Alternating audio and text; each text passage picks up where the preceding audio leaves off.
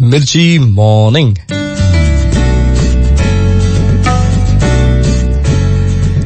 સ્કૂલો શરૂ થઈ ગઈ છે. રોજ સવારે પોતાના બાળકને એક્ટિવા પર ડ્રોપ કરવા જતા રોંગ સાઈડ લેતી મમ્મીઓને હું રોજ જોઉં છું. હવે મારા પેટનું પાણી નથી હલતું.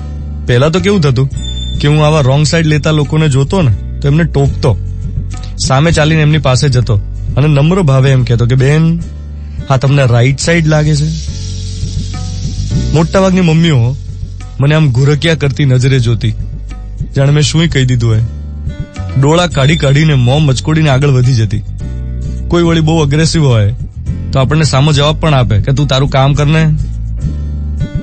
હવે મેં મારું કામ કરવાનું શીખી લીધું છે. હવે હું કોઈને ટોકતો નથી. હવે મને સમજાઈ ગયું છે કે મારી ઉર્જા, મારા ટાઈમની વ્યર્થ બરબાદી હું કેમ કરું. જેને જે કરવું એ કરે. મારા સિવાય બીજા કોઈનું વર્તન, મારા સિવાયના બીજા કોઈનું બિહેવિયર મારા હાથમાં છે જ નહીં. I do not have the control over anybody else's behaviour except myself. તમે જુઓ, સોશિયલ મીડિયામાં કોઈ અયોગ્ય કોમેન્ટ કરે તો આપણે બહુ તો શું કરીએ, એનો વિરોધ કરીએ, પછી આપણો વિરોધ કરે અને પછી આ ચાલ્યા જ કરે. વિરોધ. એના કરતા છોડને ભાઈ લમણા લેવાનું.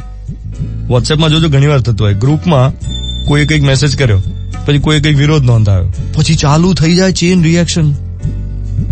એના કરતા છોડો ને યાર. હવે જેમ કે આપણી એજ્યુકેશન સિસ્ટમ છે, મને એવું લાગતું હોય કે બાળક ટાઈમ ટેબલનો શિકાર થઈ ગયું છે. જો ખરેખર શાળાઓ સારું શિક્ષણ આપતી જ હોત તો પછી તો આ બધા પ્રાઇવેટ ટ્યુશન કોચિંગ ક્લાસીસ જે હોય છે એ લોકોની ફૂલ પેજ એડ ના આવતી હોત પેપરમાં. તમે જુઓ, કોચિંગ ક્લાસીસના હોર્ડિંગ્સ લાગે એવા સમયમાં આપણે જીવીએ છીએ.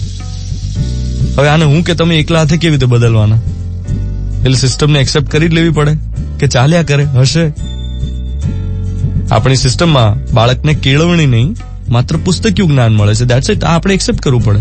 હવે આપણી આસપાસ એવું ઘણું બધું છે જે આપણને ના ગમતું હોય, તો શું દરેક વસ્તુનો વિરોધ કર્યા કરશું? મને યાદ છે, અમારી મિર્ચીની ઓફિસમાં થોડા વર્ષો પહેલાની વાત છે, એક ભાઈ હતા, એમને દરેક વસ્તુમાં વાંધો પડ્યો, એટલે એમનું નામ જ મેં વિરોધ પક્ષ પાડી દીધેલું. મેં કીધું કોઈ પણ વસ્તુ હોય ના, એનો વિરોધ પક્ષ છે. સો આજનો મોર્નિંગ મંત્ર એ છે કે આપણે નથી બનવું વિરોધ પક્ષ. શું કરવા આપણી એનર્જી, આપણો ટાઈમ વ્યર્થ બરબાદ કરીએ? જેને જે કરવું હોય કરે. We are responsible for our own behavior and that's it. We are not responsible for anybody else. Let's accept it. આ સ્વીકાર ભાવ આવી જાય તો ખોટી એનર્જી ખર્ચાતી બચી જાય અને વિરોધ એ પણ બંધ થઈ જાય. સાંભળી રહ્યા છો મિર્ચી 98.3. 7:13 થઈ રહી છે. 22 જૂન 2017, ગુરુવારની સવાર. હું છું ધ્વનિત તમારી સાથે. Good morning my dear.